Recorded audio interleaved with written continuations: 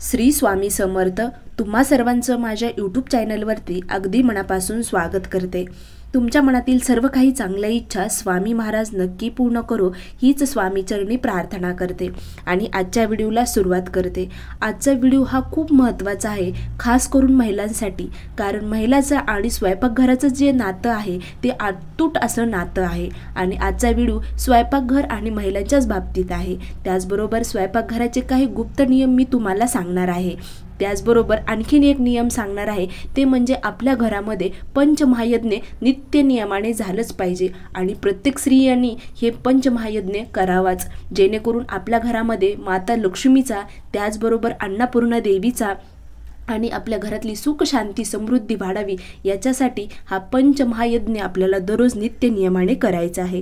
तर पंचमहायज्ञ म्हणजे काय हे सर्वात अगोदर तुम्हाला सांगते आणि त्यानंतर स्वयंपाकघराचे काही नियम आहेत ते आपल्याला पाळणं अत्यंत गरजेचं आहे, तर ते सुद्धा मी तुम्हाला सांगणार आहे। तर व्हिडिओ शेवटपर्यंत नक्की बघा। तर पहिलं बघू पंचमहायज्ञ। पंचमहायज्ञ म्हणजे तुम्हाला काही मंत्र म्हणायचा नाही किंवा काही करायचं नाही, फक्त 5 यज्ञ आपल्याला आपल्या घरी करायचे आहेत आणि दररोज सकाळी हे यज्ञ करायचं आहे। सर्वात प्रथम सकाळी तुम्ही उठल्यानंतर आंघोळ वगैरे झाल्यानंतर देवयज्ञ, पहिलं यज्ञ म्हणजे देवयज्ञ, 1 चमचा अग्नीला तूप तुम्हाला घालायचं आहे। तर दुसरा यज्ञ कोणता आहे? ऋषी यज्ञ।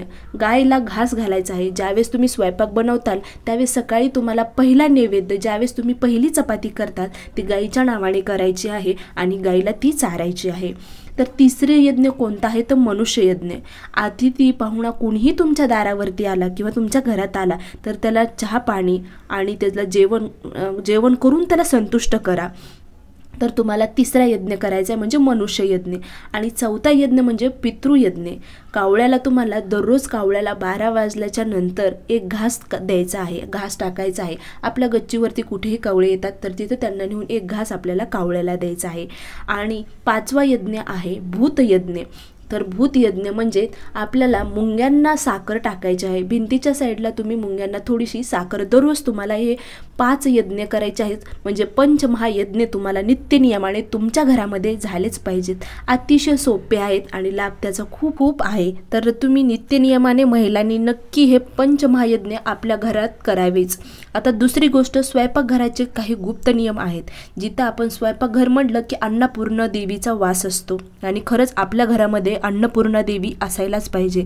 आता बऱ्याच घरामध्ये म्हणजे जर तुम्ही मांसाहार करत असाल तर शक्यतो तुमच्या किचन वाट्याच्या वरती अन्नपूर्णा देवीचं स्टाईल लावू नका, पण जर का तुम्ही मांसाहार करत नसाल तर तुम्ही लावलं तर चालतंय। पण जे काही मांसाहार करतात त्यांनी शक्यतो आपल्या देवघरामध्ये अन्नपूर्णा देवीची मूर्ती स्थापित करावी। प्रत्येकाच्या घरामध्ये अन्नपूर्णा देवीचं म्हणजे मूर्ती असणं अत्यंत गरजेचं आहे आणि ती अन्नपूर्णा देवी आपल्याला खाली ठेवायची नसते देवघरामध्ये। तर तुम्ही एक वाटी घ्या, वाटीमध्ये तांदूळ किंवा गहू, शक्यतो तांदूळ घ्यायचे आणि त्यावरती अन्नपूर्णा देवीची मूर्ती आपल्याला ठेवायची असते। तर ही अन्नपूर्णा देवी अन्नधान्याची देवता म्हणून ओळखली जाते। त्याचबरोबर दुसरी गोष्ट म्हणजे आपल्याला नित्य नियमाने ज्यावेळेस आपण स्वयंपाकघरामध्ये जाऊ त्यावेळेस सर्वात प्रथम संध्याकाळी जरी तुम्ही गॅस स्वच्छ केलेला असेल, जिथं आपण अन्न शिजवतो तो गॅस जरी स्वच्छ केलेला असेल तरी पण सकाळी उठल्यानंतर थोडं पाणी टाकून त्याच्यावरती कपड्याने पुसून घ्यायचा आणि अंघोळ झाल्यानंतर त्याची पूजा करायची। तर पूजा कशी करायची? तर सर्वात प्रथम हळदी कुंकू लावायचं, स्वास्तिक काढायची, अक्षदा व्हायचा आणि त्याला नमस्कार करायचा, फूल व्हायचं आणि नमस्कार करायचा आणि त्यानंतर स्वयंपाकाला सुरुवात करायची। नित्य नियमाने तुम्ही त्या गॅसची पूजन करत जा आणि त्याचबरोबर किचन वाट्याच्या उजव्या साईडला तुपाने आणि कुंकाने तुम्हाला स्वस्तिक काढायची आहे। जर तुमचे जण हे दररोज शक्य होत नसेल की दररोज गॅसची पूजा करणे किंवा स्वस्तिक काढणे, तर तुम्ही किमान मंगळवारी, पौर्णिमेला, गुरुपुष्पामृतच्या दिवशी ह्या किंवा शुक्रवारी ह्या 4-5 दिवसात तुम्हाला ह्या गोष्टी करायच्या आहेत। तर तुम्हाला समजलंच असेल की गॅसची कशा प्रकारे पूजा करायची। त्याचबरोबर उजव्या हाताला आपल्याला स्वस्तिक काढायची आहे कुंकाने आणि तुपाने, शुद्ध गाईचं तूप असेल तर सर्वात उत्तम आहे। आता दुसरी गोष्ट बघा, एक नियम तुम्हाला पाळायचा आहे, तर आंघोळ करूनच आपण स्वयंपाक करायचा आहे. बऱ्याच महिला असं काय करतात की म्हणजे मुलांचं सकाळचं धावपळीचं टायमिंग असतो, म्हणजे कोणाला डबे वगैरे द्यायचे असतात, कोणाचे मिस्टर कामाला जातात, जॉबला असतात, त्याबरोबरच मुलं शाळेला जाण्यासाठी उशीर होतो म्हणून उठलं की पटकन ब्रश करतात आणि स्वयंपाकघरामध्ये जातात.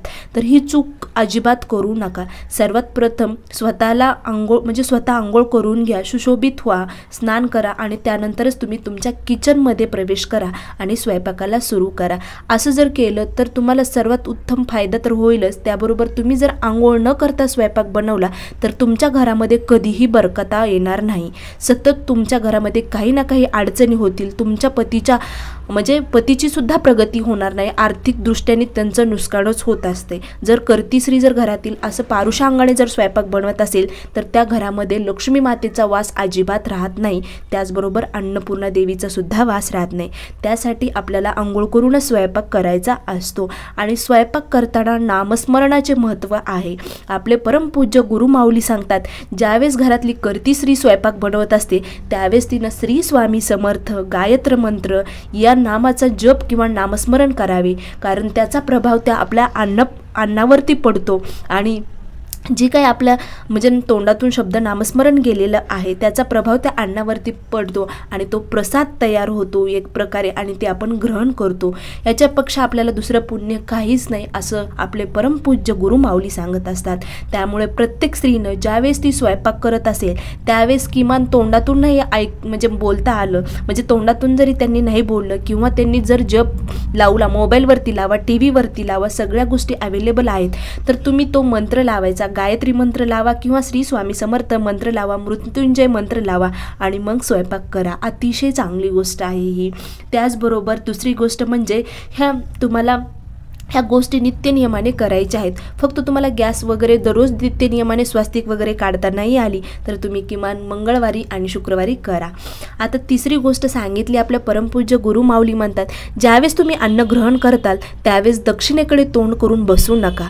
तर आपल्याला दक्षिणेकडे बसून अन्न ग्रहण करायचं नाही किंवा टी व्ही पाहताना आपल्याला अन्न ग्रहण करायचं नाही. तर जेवण करताना आपण फक्त आपल्या जे काही फॅमिली मेंबर आहेत फॅमिली मेंबरमध्येच बसून आपल्याला जेवण करायचं आहे. बाकीच्या गोष्टी मोबाईल बघणे किंवा टी व्ही बघणे हे शक्यतो टाळा जेवण ग्रहण करताना.